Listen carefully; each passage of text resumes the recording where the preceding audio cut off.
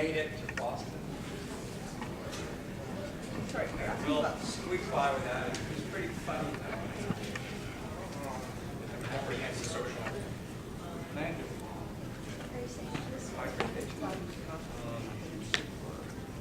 Harbor and Humor. Best-selling YA author R.L. Stine claims there is a very close tie between humor and horror. Who? Example. Theories why or why not? Are there more instances in young adult than adult fiction? What is funny anyway? We'll begin by having the panel members introduce themselves. I'm sharing the table with Daniel Kimmel and John Langan and Stefan. Petrucha. Okay, so guys, tell us what you've been doing lately. It's either funny or horrible, or both, either in your lives or in your fiction. John, what's been happening? In my life, it takes so long. I have a collection out, which is, it's a crime book, which is sort of funny and horrible.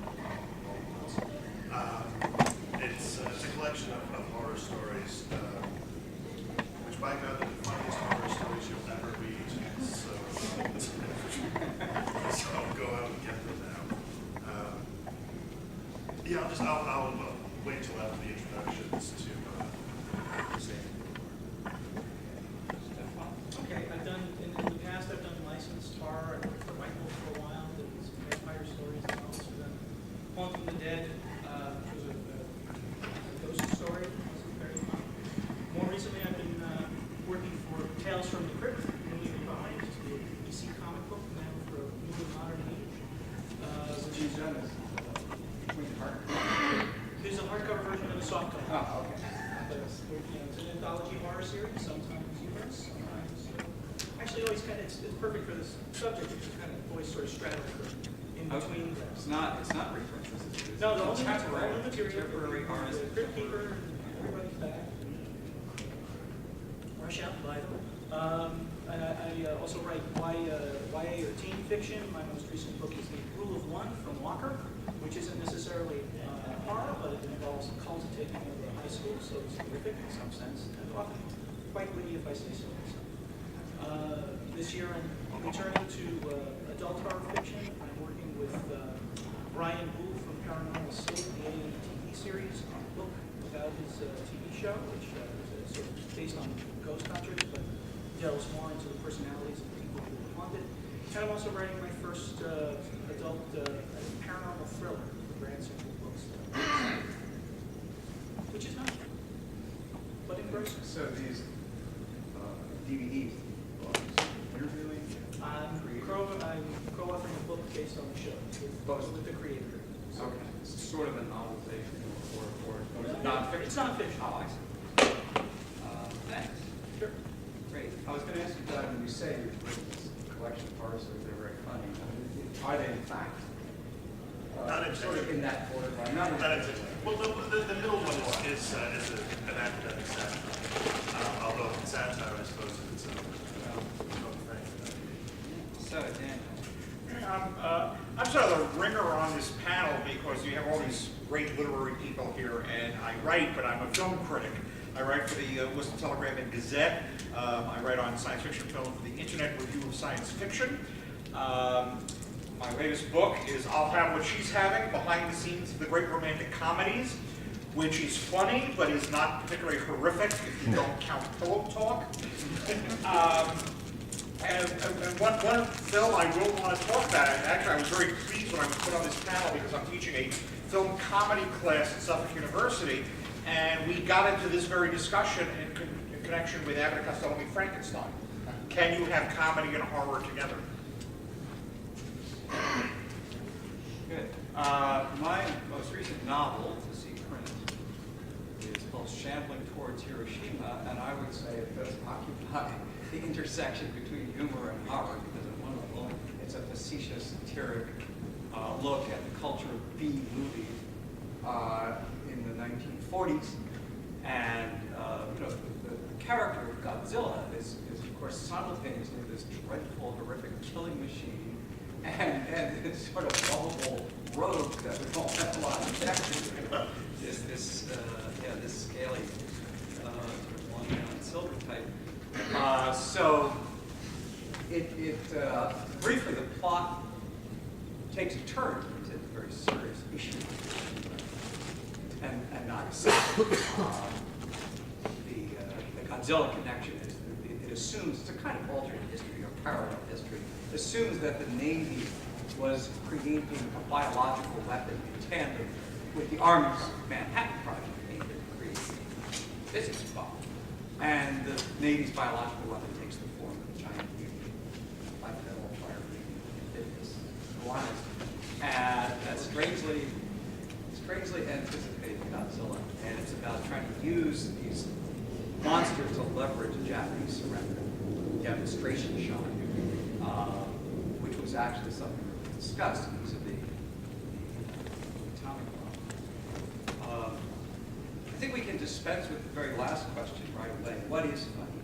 Because Mel Brooks has come to our rescue. I'm not sure if I can paraphrase it correctly, but Mel Brooks remarked, well, a tragedy, the difference between tragedy and comedy. Tragedy is when, you know, I'm walking down the street and I stub my toe.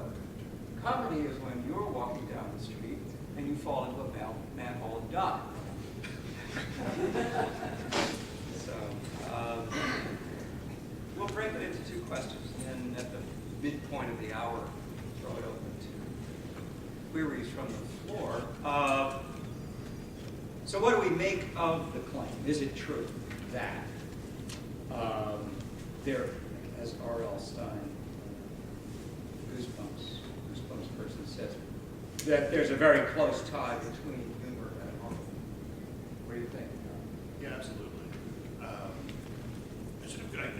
Anecdotally, Quentin Tarantino was on Late Night with Conan O'Brien a couple of years ago. He did Quentin Tarantino's Three Stooges.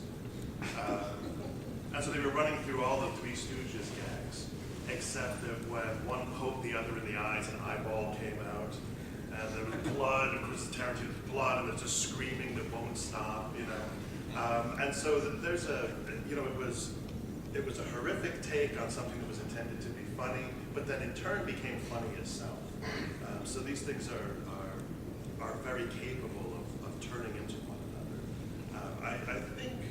I was thinking, to be a little more, abstract, I was thinking about Freud and Freud's book on jokes, where he argues that the reason the jokes work is that they're sort of bound energy. There's all this sort of tension, and then the joke, the punchline gives you the release. At a very basic, very primitive level, that's what a horror story does.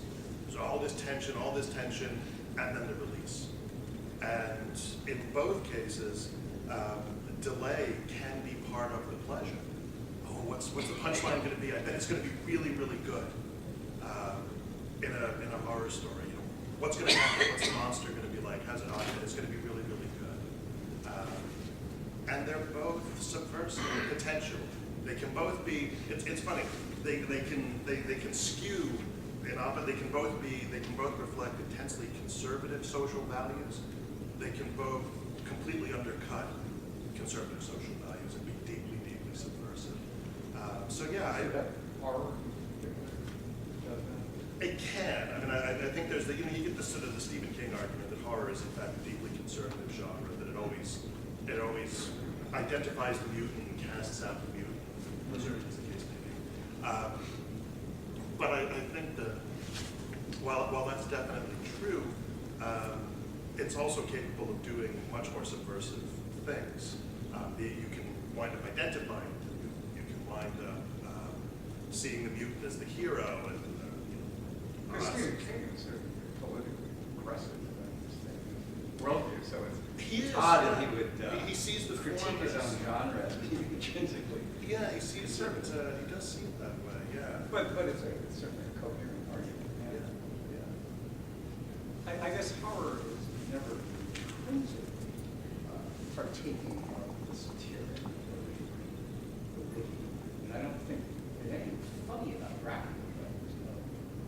Redfield's good for a laugh. Well, so it depends how you define humor. I mean, think of Dracula in the film version, I do not drink wine. Which is, we know what he really drinks, and so it becomes a very subtle, slight joke on the poor sap he's talking to. Dr. Frankenstein, it's alive!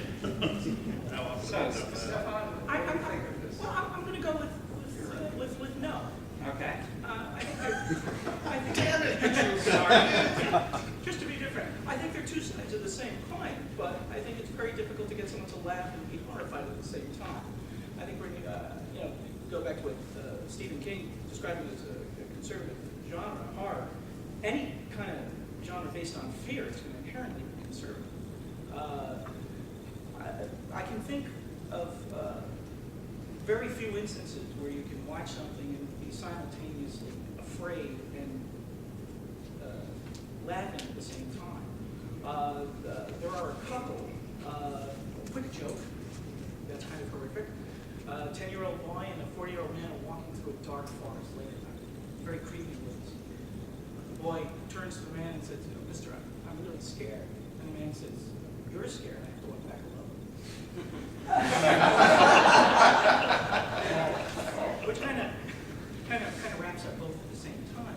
But when you're talking about humor, even when you're talking about Mel Brooks talking about somebody dying being funny, it's an intellectual kind of release that allows you to sort of reinvent the world or redefine the words you use. When you talk about Abbott and Costello versus Frankenstein, or even the later Universal films, you're talking about comments on horror. I wouldn't call them, they're satire. And insofar as they're commentary, they're funny. But insofar as they're funny, they're not horror. Yeah, they're not trying. I kind of strongly disagree with this. Not trying to be horrific. The Abbott and Costello v. Frankenstein in particular is a Universal film. It's coming at the end of the monster cycle. Both Abbott and Costello, the monsters, were running out of steam. And so somebody had the idea of putting them together. But they put them together, and when was the last time you saw the film? Probably when you were a kid? 2 weeks ago. Oh, really? Oh, okay. Because the monsters play it absolutely straight. Bela Lugosi is Dracula. In fact, it's the last time he plays Dracula. Lon Chaney plays the Wolfman. Abbott and Costello are doing the humor. When Lon Chaney is going, you've got to lock me up because soon the moon will be full and, I'm going to turn into a wolf. That's a scary, tragic moment within the context of the Universal horror movies. And when Costello replies, "Yeah, you and 20 million other guys," that's the comedy. So I think they're playing the monsters straight. I remember watching that film as a kid and being scared of the monsters while I was laughing at Abbott and Costello. As a kid, when you're watching the satire, you see the structure of the satire, you don't get the jokes. You pointed out that this was the end of the Universal run. And what happens at the end of any kind of run is it becomes satirical, which is what happened with Star Trek and Star Trek 4. What's happening to the Universal monsters by the time of House of Dracula, where it's, Dr. Dracula, the doctor will see you in a few minutes. You have 3 monsters showing up in two seconds. They're not frightening in the same sense that they were in the original. Oh, and the James Whale film, no, clearly. James Whale is actually an excellent example of somebody who managed to do both at the same time. Right. Where Bride Frankenstein is both funny but also horrific in several sequences. I mean, because on Frankenstein is not scary. But I think that Dan's making a good point that it works. I think it's a very successful horror comedy, the best one prior to Young Frankenstein. In that the monsters are played straight. It cleaves to one of the wisest things I ever heard from in terms of the aesthetics of dramatic production comes from Charlie Chaplin, who said, "If what you're doing is funny, don't be funny doing it." And I think Abbott and Costello restores that if the monsters are they work because they're not trying to be anything other than what they are. They're not mocking. Yeah, Now, just, I don't want to get, I can talk about that film for the hour, and I can do that in my class. We don't have to turn this into an Abbott and Costello panel. You said something earlier that I think kind of summed up the whole thing about that, the Freudian idea of release. And the example I gave to my class, I mean, if you've seen the movie Halloween, the first one, there's a scene early on, we know, Mike Myers is wandering around Haddonfield, that's the name of the town, and one of the characters is, walking down the suburban street, and the music and the camera moves are signaling you somebody's watching her. Somebody is about to come out, and we're waiting for the monster to come out. And at that moment, it's Donald Pleasance as the doctor. And I've never failed to see this with an audience where they don't go, ha, and then start laughing. It's a moment where we're scared, and then we realize the joke's on us, and we laugh. So that there is a thin line between that release between fear and laughter. I think there's but to argue Stefan's side of the controversy, I think there's also wisdom in Mel Brooks' observation, but at least we can create a dichotomy between them. Although I certainly argue there are interesting examples of their fusions, especially from James Joyce. But it seems to me when he says, well, a tragedy is when I'm walking down the street and stub my toe, or when I cut my finger, I can't remember, when I get a hang now. In the case of horror and tragedy, I think it's emotionally powerful because we identify with the characters that people's happen. Comedy, well, that could be a threat. We identify with the victims and empathize. Comedy, it seems to me, is much more observational. We observe it at a distance. We look at these forms. Lord, what fools things important to be. So the fusion is not inherent in sort of different aesthetics. Watch a Buster Keaton. You don't say, oh, I'm that person. You're saying there's this mad universe that I'm now privileged to observe thanks to the filmmaking genius of Buster Keaton. The fusions that do keep popping up. I think Tales from the Crypt, actually, as borderline satire. It's just over the top. There was the famous interchange between Liam Gaines and some senator during the Kefauver hearing. They were trying to pin the rise of juvenile delinquency on EC horror comics, and the guy was holding up one of Gaines's own covers to him. It was a guy clearly just done in his life and was holding a severed head. By an axe in your hand. And the senator said, don't you think that's pretty obscene? How dare you put that on the cover?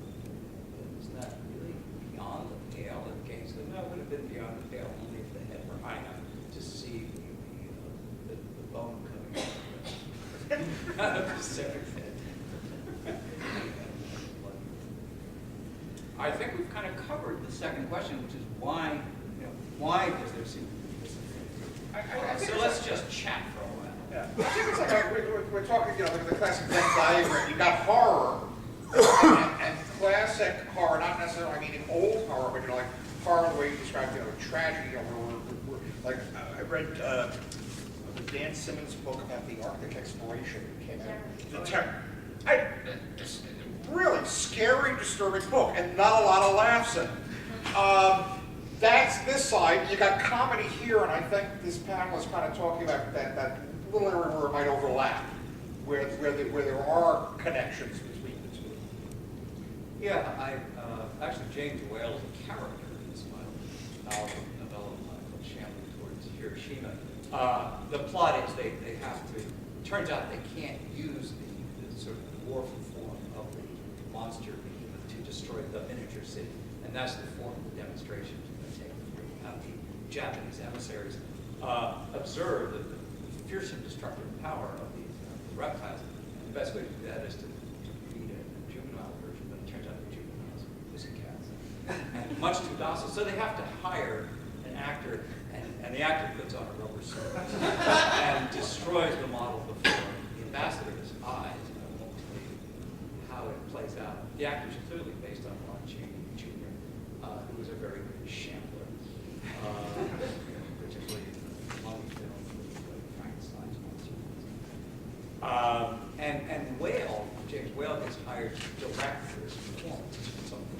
live performance.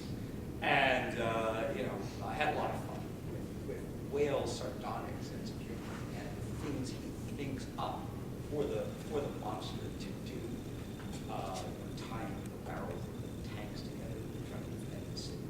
So they look like they had pairs of socks. But there's something, you know, that might be worth pursuing a little bit to think about. You know, in The Bride of Frankenstein, Dr. Pretorius is very fun. No, absolutely. But there's something to be said, maybe, I guess I'm thinking back, Jim, to your point about the context of the films. Pretorius is funny, but the overall film itself is not funny. It's really tragic. Right? In Abbott and Costello, but I would agree with you that moment where when I was a kid and I knew that Cheney was going to turn into a wolf man, I was absolutely terrified. But the overall tone of that film is lighter.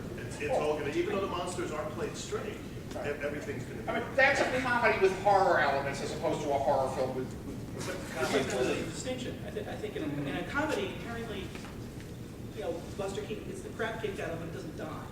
If Lon Chaney Jr. grabbed Costello and ripped his jugular out on camera, then you're no longer in comedy. But what do we do though? What do we do though with,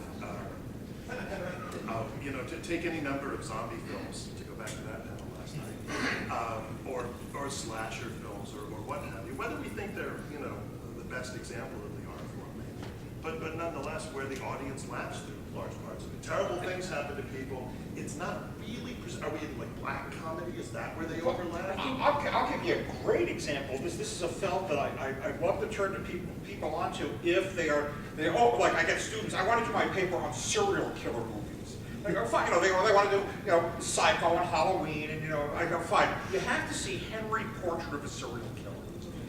Henry Portrait of a Serial Killer starts out like these other films, where the audience is invited to, ooh, it's scary, and we're laughing, and we're having a good time. And at some point in the film, and it's been a while since I've seen it, so I can't say exactly, but there's a point in the film where we're no longer sitting back and being amused. We're suddenly identifying with the victims. And suddenly it's not funny anymore. It becomes a very creepy, scary film. And as a result, it became an art house horror film as opposed to a wide-release slasher film. They didn't know what to do with it. It didn't play to audience expectations. Go back to your point about certain genre movies and zombie movies not necessarily being the best, but evoking humor. I think whenever you have a genre that's kind of defined by form rules to some extent, and you do a gaudy version of that, or make it extreme on a kind of a plot level and an acting level, it's going to be funny. Just because it's so. Yeah, but that sort of complicates things, you know. Oh, yeah. So anything, I mean, because you think about like Romero's, you know, the Dawn of the Dead or Day of the Dead, where you do have this sort of grand guignol and it becomes entrails all over the place, and it's. I mean, and in the cases of those films, sometimes it's not even only humor that's being evoked, there's a strange kind of beauty that's being evoked as well. Maybe, you know, I think there are combinations. beauty and terror are not Yeah, that far I apart. think a recent film, Sweeney, Tim Burton's adaptation, Son of Fun, you know, with blood used as a kind of art director's medium. Yeah. And it's over the top. I'm not sure it's the best choice. You know, I found the first Night of the Living Dead entirely horrifying, but the sequels are really reaching for a level of satire. And I think, you know, at some point, I guess you laugh to keep from screaming. Right. Is that the response, though? Do you think that's the response that we have when we see excess? We say that must be satiric. Do you know what I mean? Does excess in any form? It's hard to find. I'm pretty sure Romero was in a kind of satiric mode by the time they're invading a mall. Right. He's manifestly saying something about commerce, or I think of I forget the filmmaker's name, the Reanimator cycle. I think the Reanimator is Stuart Gordon. Stuart Gordon's film. Yeah, I think of those that was so much more obviously. I just feel like the Dead films are more, and I agree with you, but there's some way in which they still want us to be horrified, whereas Stuart Gordon just wants us to be grossed out and to have a laugh, I think, at the oh my God, he's being strangled by some guy's intestines. Isn't that funny? Although he made a pretty obscure adaptation of Pittman and it's amazingly complex, intense sort of deconstruction of theology of the Inquisition. Well, we're at the midpoint, but make your point. Okay, was going to give a recent example of something that was played as a horror film, and yet people laughed. I think, like you said, in order not to scream. It was a movie that came out about a year ago called Teeth. Low-budget horror film about the famous myth of vagina dentata, about a teenage girl who, was perfectly okay, but then when the boyfriend did something wrong, ouch. And in fact, the female publicist at the press screening said she really enjoyed watching all the male critics squirm during it. and it's a sort of film where, like the blood is flowing and it's played straight. It's not being played for laughs, and yet there are moments there where you do laugh because, otherwise you've got to take it so seriously it becomes either, ridiculous that you can't take it seriously, or you don't want to think about it at all. Okay, your question. Just an example of a film where the blood was supposed to be used to excess, but then brought back. RoboCop, if you watch the director's commentary, he says he actually wanted to have a lot more blood in the movie, and the studio actually told him to cut it down. He was trying to play it like really for almost, so much blood it has to be funny. They told him to tone it down, and that made the movie much more serious because it doesn't look like it's not just like Quentin Tarantino. Well, after Monty Python and the Holy Grail, the Battle of the Black Knight, you can't, it's just a flesh wound. Yeah, but I guess RoboCop just I thought RoboCop that it was pretty funny, but I found the sequel disturbing because a lot of the pedestrians were targeted. Yeah, no, RoboCop 2 and 3 are, Yeah. Oh, okay. I found I think it's interesting that quote from this panel by R.L. Stine, reading some of his work, he's funny without intending to be just to point as a reference his book Blind Date, where you have this police chief and his 16-year-old son skips school and just drinks beer. What type of reality is that? That was my high school experience. Before I You mean went the there. police chief's son? Yeah. Encouraged this, does it with him, or? He doesn't condemn it. He says, what type of beer, what type of, breakfast is beer, but he never stops his son or anything. Son, drink a better beer. Exactly. Try a micro group. That's protest. Yeah. We'll go to this side of the room. Okay. So, Yeah, I think there are a few places where you talk about Venn diagram, going to Stefan said no. He says no with a voice like Sometimes the point you thunder. land on the edge. Right, but I think that there are several different sort of modes of that humor and uses of it, and one is that comic relief. I mean, it's the same thing that we get, the great digger scene in Hamlet. You have this unrelenting, tragedy and extremity of personal reaction, and so you need this moment where the audience can take a breath, kind of thing. I think that works. I think also there's a point where you take something that's satirical or parodic, which are very different modes. But for, say, a film like Club Dread, the Broken Lizard parody of slasher films, there is a moment where parody becomes satire, where the lens turns on the audience. And it's in the process of that turning that there are moments where there's actual horror to that film. And then, of course, it breaks down to the satirical, but it also starts to mock its own audience. And I don't know if you're familiar with Jim Hines' work. He wrote Publish and Perish, The Lecturer's Tale, and Kings of Infinite Space. And these are satirical novels, two about academia and one about sort of juvenile culture, corporations.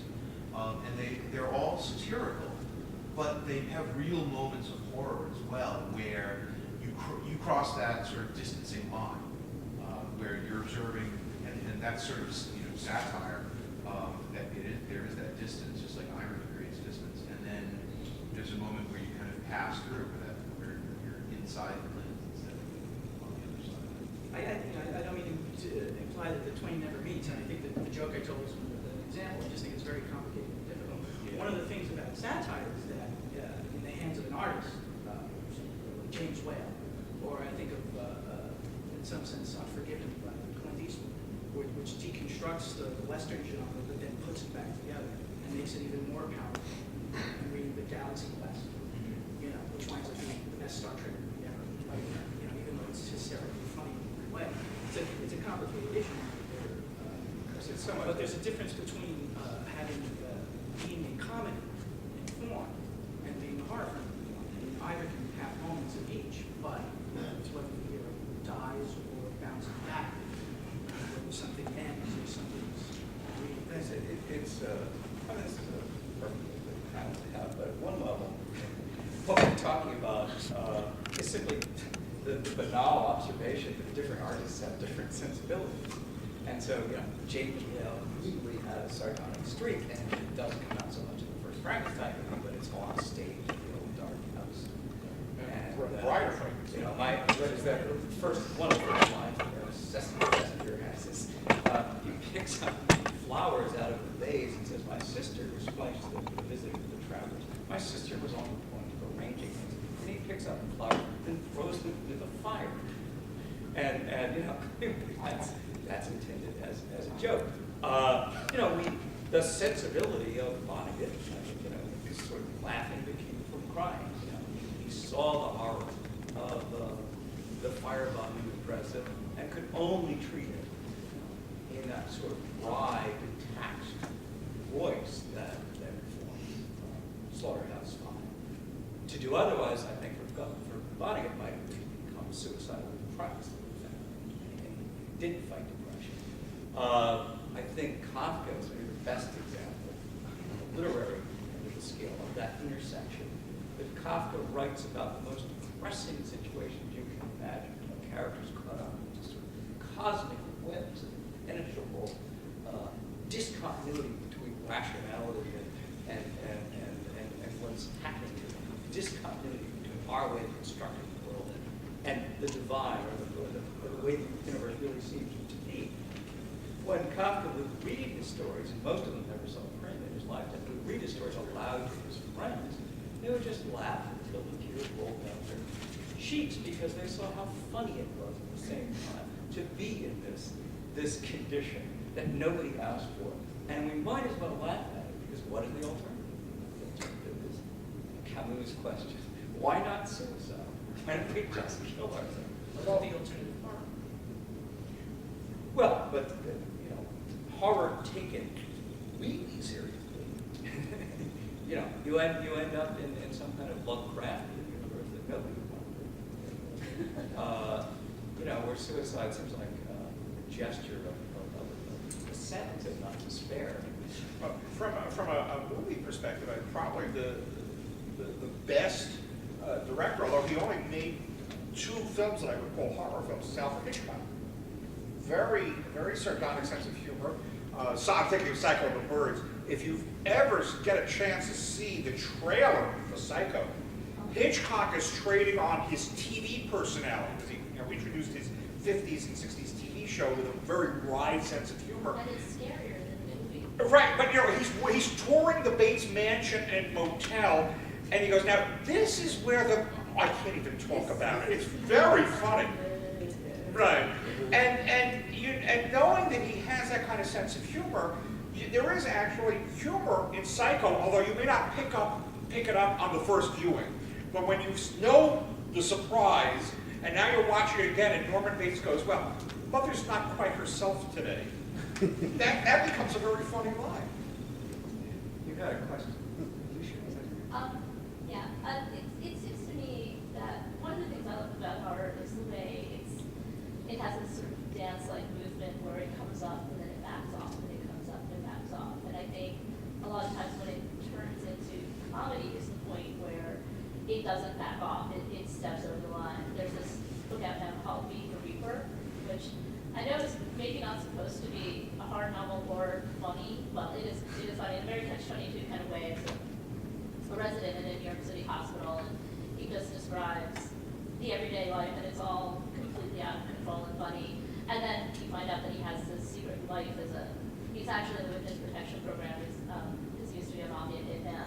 And so he needs to run away from like the mafia hitmen that are after him.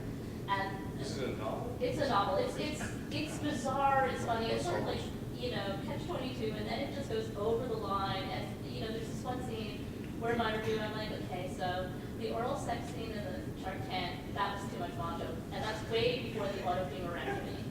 That's not a sentence you hear every day. Oral sex scene in the Shark Tank. In the Shark Tank, and that's way before the autofemorectomy. Yeah. Oh, what? Autofemorectomy. Autofemorectomy. Everyone else seems to know what that is. I don't know what that is. Where he removes his own femur.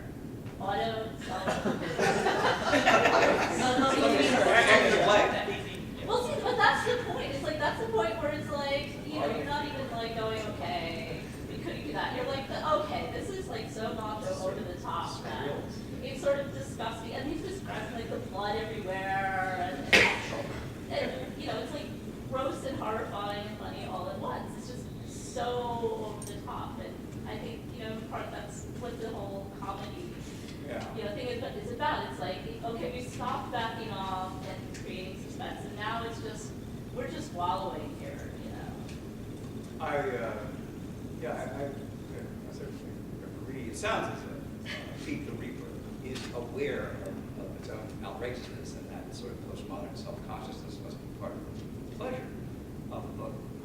This brings to mind the case of the Bret Easton Ellis novel. What was it called?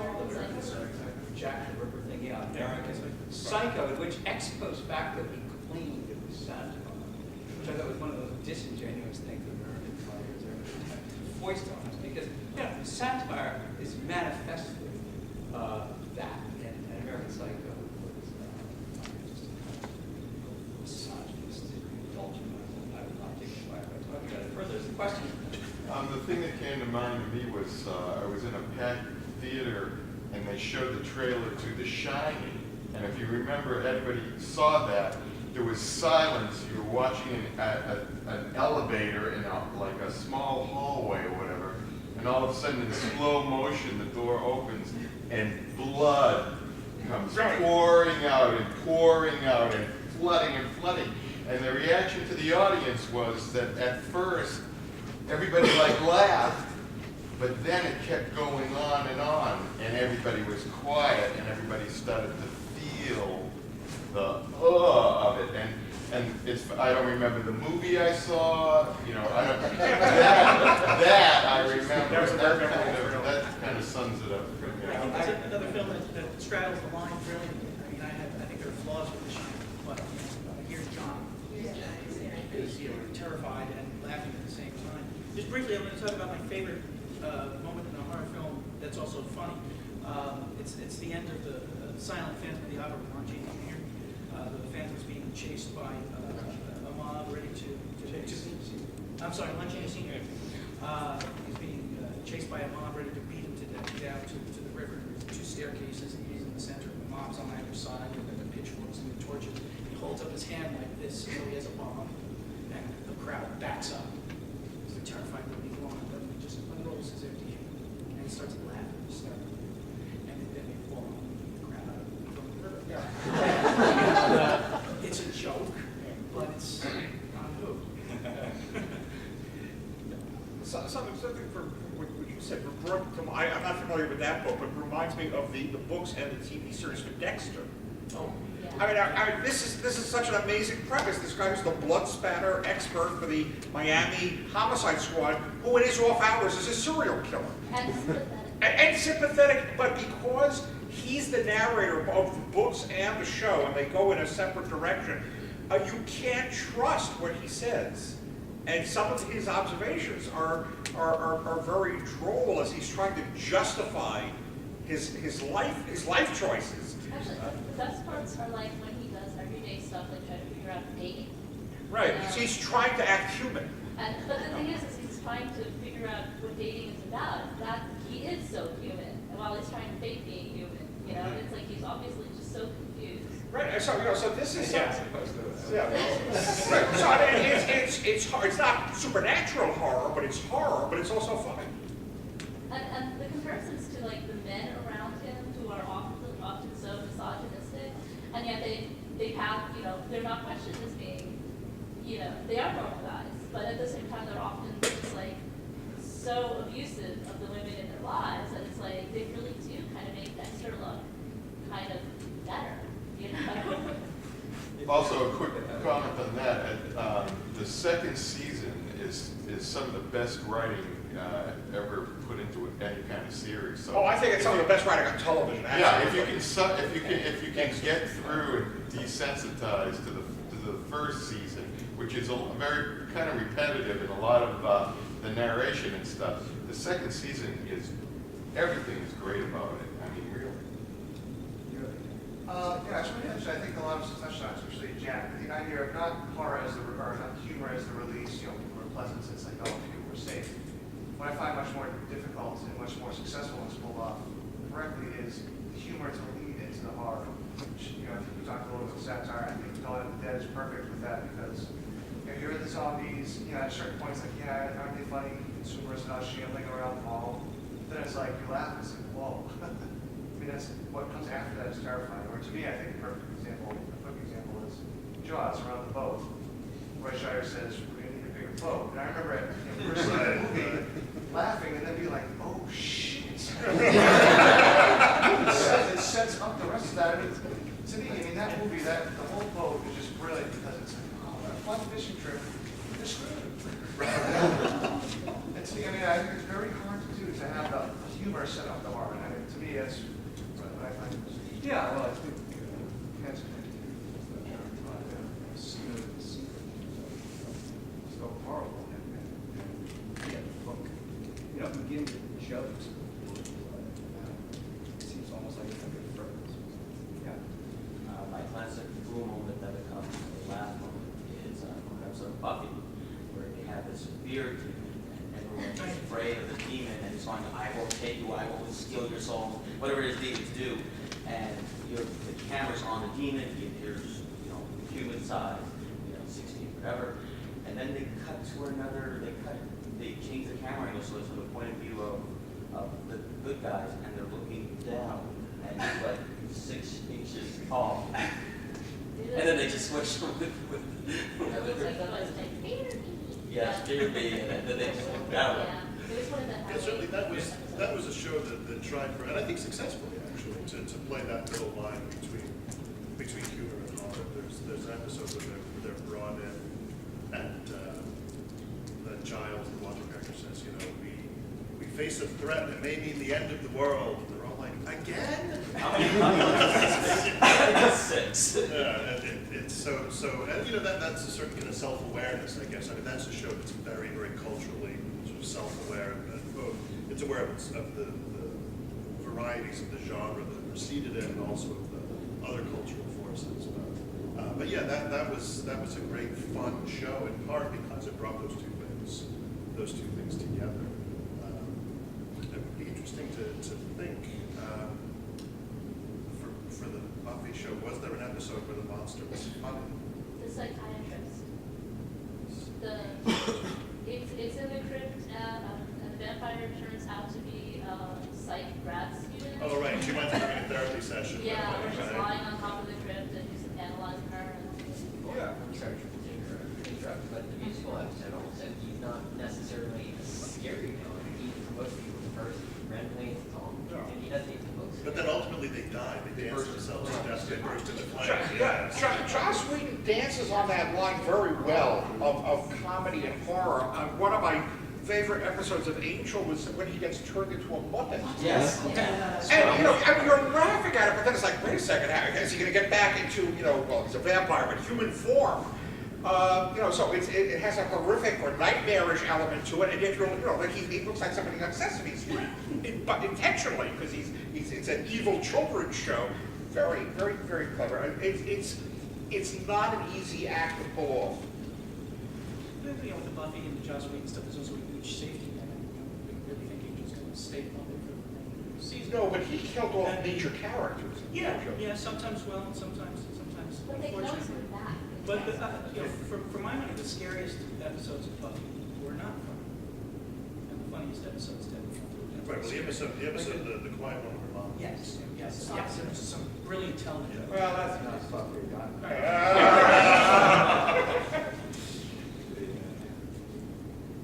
What would Craig Shaw Gardner say?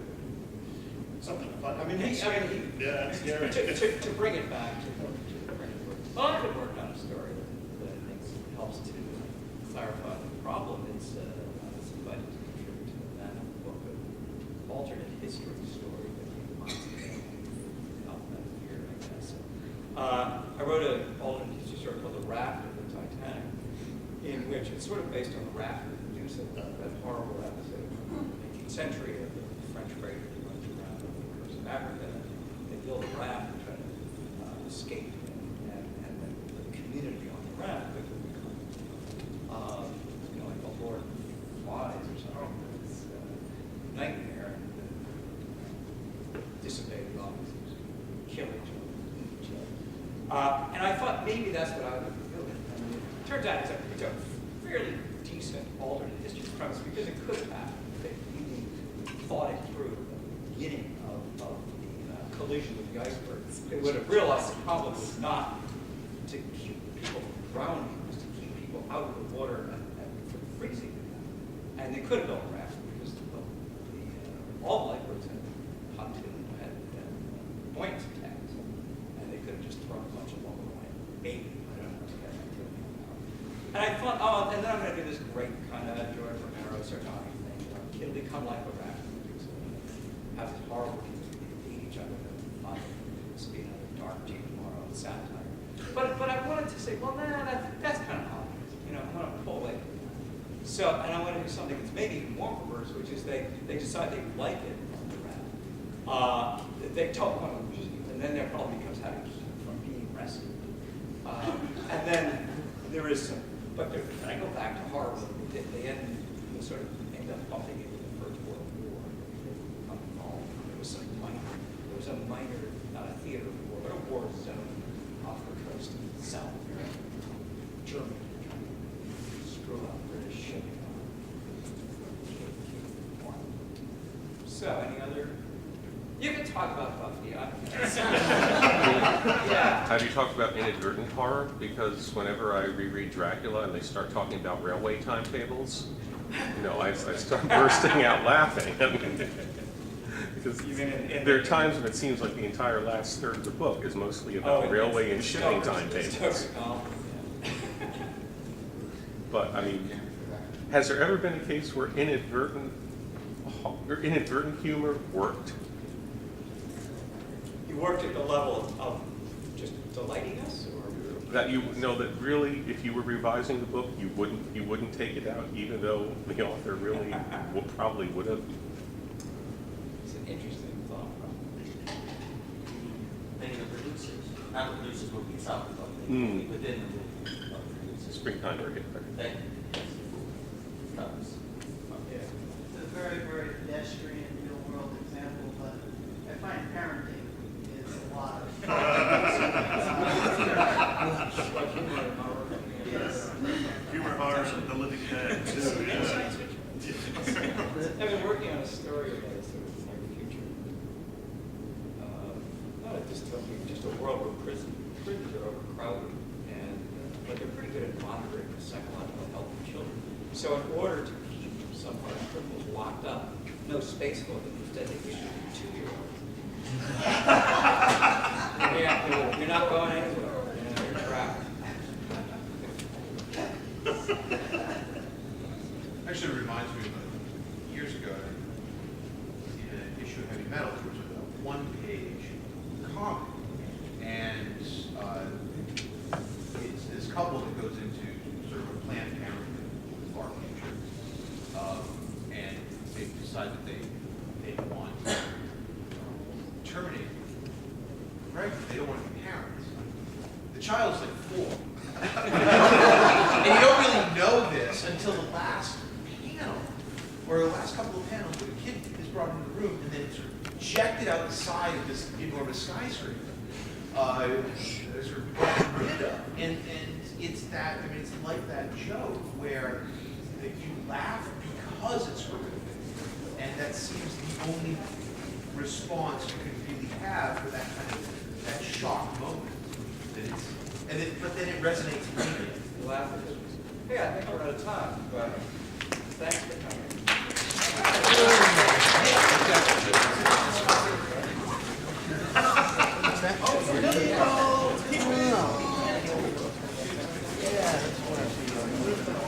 Maybe lunch. That's what I want. Right now, it's I didn't even mention. military. Yes.